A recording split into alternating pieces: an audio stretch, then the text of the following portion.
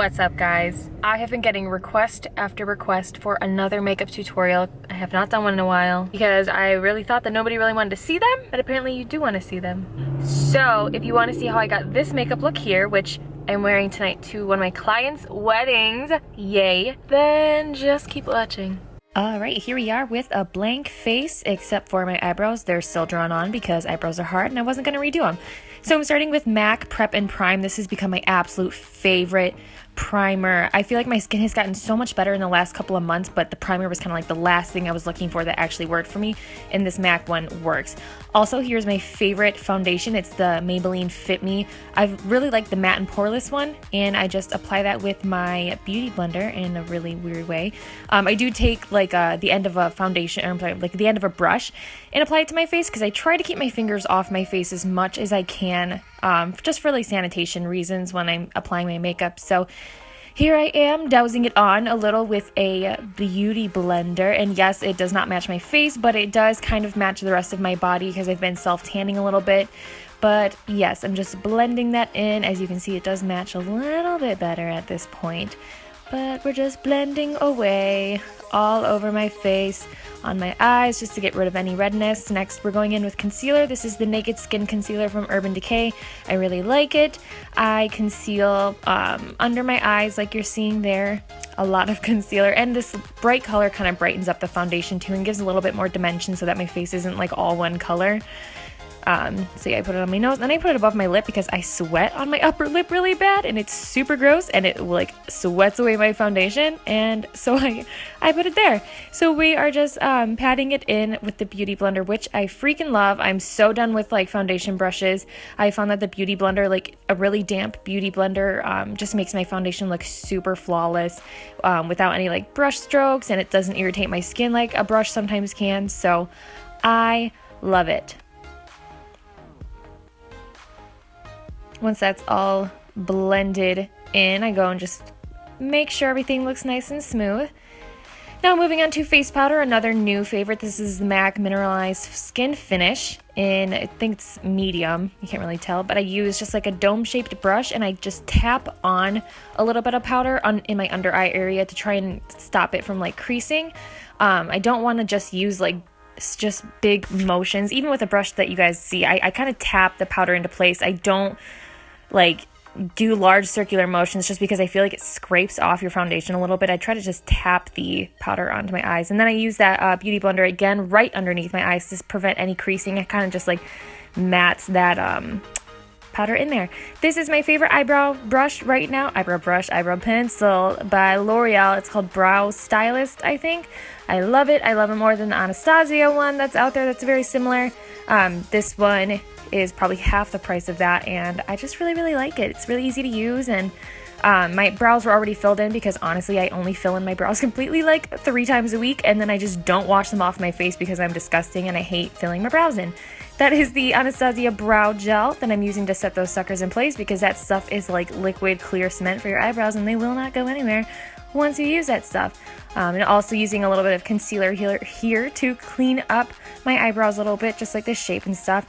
Holy Grail bronzer right here, you guys. Love it. That's the Hoola bronzer by Benefit. I have finally found the most perfect bronzer in the world. I love the color of it, but I also just love how like buttery it is. It's really easy to use and blend, and it does not look splotchy on your face. So as you see, I am just kind of like bronzing my face up around the temples, on my cheek, like the hollows of my cheek a little bit, and then I'm going in with NARS Casino, which is like a pretty dark contour color, and I'm kind of contouring my face. I'm not specifically going in with a hard contour too much like I have in the past, but just want to darken it up a little bit. And that's a Morphe brush that I use from, and that's where you apply contour, guys. At least that's my rule. From the corner of your lip to the top of your ear. You don't use, not the whole, don't go from the corner of your lip, don't start there, but that's like the angle that you go in to contour, just to kind of get your cheekbones, you know what I'm saying? And it looks real crazy right now, but the lighting situation is real rough in my room. So, and I use a flat top kabuki brush to kind of blend the harshness away, and it's gonna look uneven. The lighting in my room is weird, but here we are with blush. It is Love Flush by Too Faced. Just a really nice peachy natural looking blush, especially since I'm going to do a smoky eye. I didn't want anything too intense, no like giant pops of pink. That was me yelling at my cat. And of course, Jaclyn Hill's Champagne Pop highlighter, because what else highlighter in the world exists or matters? There I am flipping you off again because I'm so rude and I'm so sorry. But I love this highlighter. It's amazing. I don't even use highlighter that much anymore, but when I'm going out for an event, I do like to just sparkleize my whole face in the best way that I possibly can. And I do it right above my upper lip too, because I saw that on a YouTuber once and it looked good on them, so I assume it looks okay on me. Anyway, Lorax eye primer, one of my favorites. I go in and prime my eyelids. If you do not do this, I swear I'm going to find you and I'm going to hurt you, because you need to prime your eyelids, ladies. If your eyeshadow creases, I am mad at you. There's an easy way to fix that. Eyeshadow primer. So I go in and then I go again with a Maybelline Color Tattoo. It's kind of like a MAC paint pot. That's like a coppery brown shade that I have. And it also serves as an eye primer, so I put that on top of the eye primer, and also it kind of like gives a nice base for my eyeshadow. So I'm just going in with that as a base. And then I'm going in with Stila Kitten. It's one of my favorite eyeshadows, just like a single eyeshadow. And I'm putting that in the inner corners of my eyes. If you guys have seen any of my makeup tutorials, this is kind of my go-to move for eyeshadow. It's always like a really light, sparkly color on the inner corner of my eye, and then everything else is just kind of smoked out. So, little fun tip there. New favorite palette, for sure, Modern Renaissance by Anastasia. I love this palette. Don't let those colors scare you, like the red and the orange. Like, it might look bruisey, but it's not. They're beautiful. So I'm going in with that orangey looking shade again, kind of a scary shade, but it's okay, guys. Just go for it. So I'm putting that in my crease with a fluffy blending brush, just right in that crease area. And then I'm going in with this scary, beautiful shade and doing this weird technique that you're supposed to do with tape, but I didn't want to mess up my foundation. Obviously, you're supposed to do it before you do foundation, but I didn't think that much through. So this kind of gives you a crease, cat eye guideline type of situation. Can you guys tell why I don't do beauty videos? Do you see me stuttering and struggling through this tutorial right now? But y'all see what's going on. It's like a stencil for your eyeshadow so that it gives kind of like a winged eyeshadow effect. It looks kind of crazy. Just bear with me. This is gonna get better. I do it for that eye too, obviously, matchy. And I know it looks a little crazy, but it's gonna be okay. Hang in there. So I just kind of blend those out so that the lines aren't so harsh looking and that they match a little bit better. And then I'm going in with this super duper orange shade. I should probably get the names of these. Oh well, I'll put them below. And I'm kind of tapping that to make my crease and match with the end of that red wing type situation. Y'all know what I'm saying? I just wanted it to be really red on the outside and really orange in the crease, you know? And so I'm taking a clean blending brush and I'm just going to blend away the harsh lines, because in the words of my love, Jaclyn Hill, I fear harsh lines like I fear the devil. And I don't fear the devil, but I do fear harsh lines. You do not want harsh lines in your smoky eye. It's the opposite of what you want. You want to blend. Just keep blending. It's pretty much just how life goes, period. If you have any problems, just blend. Just blend them away. So here I'm taking a smaller pointed brush and I'm just bringing some of that darker red in a little bit, because I wanted it to not just be too far out. And then I'm taking some of that orange and stamping it. Again, it was a different orange from Makeup Geek. I had just a little bit more pigment and I didn't want to lose the orange with all the red that was going on. So I just tried to stamp that in a little bit. And if you guys haven't figured it out by now, I'm not super amazing at makeup. I just kind of play around until I find stuff that works. And see here, I'm adding extra white shimmer on the inner corners, because I was like, that's not white enough. I want more white.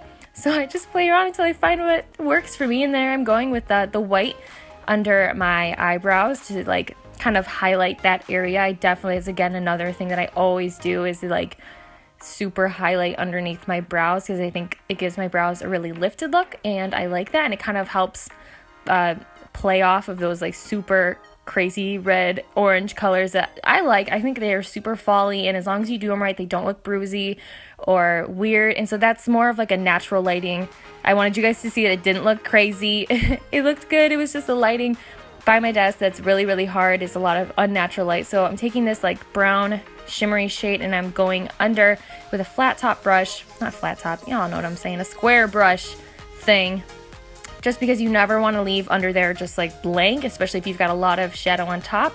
And I'm taking one of my new favorite liners. I love this liner, but you see what I'm doing here. I have to tug on my eye to make this liner work for me, to get my skin really taut to do a sharp liner. And I'm trying to get out of that habit. That's so not good for your skin. So you'll see I switch eventually to a different liquid liner, even though I love this one so much. It's so dark and so matte and so easy to use.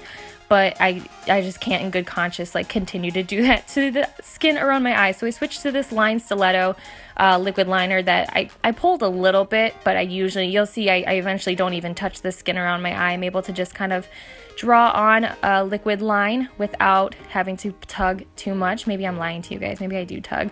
I feel like I don't. See, there you go. I'm not tugging on my eye there.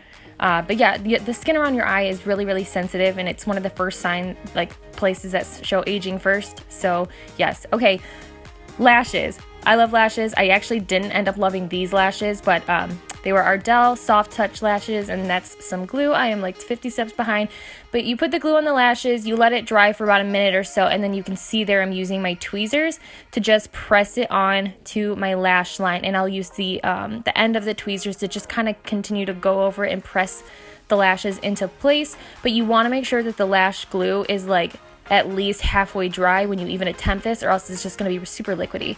So I take this mascara from, I want to say Maybelline. The bottom half of it is super awesome for your lower lash line because it's a super skinny brush. And I'll have all the products in the description box below, you guys. So, and then once the lash glue is totally dry on both lashes, I take some mascara and just coat my lashes with some mascara to make sure that my like natural brown lashes match with the false lashes, and kind of like fuses them together by using the mascara with the false lashes and my natural lash. And I kind of even do it on top to just like really make sure that everybody is the same color.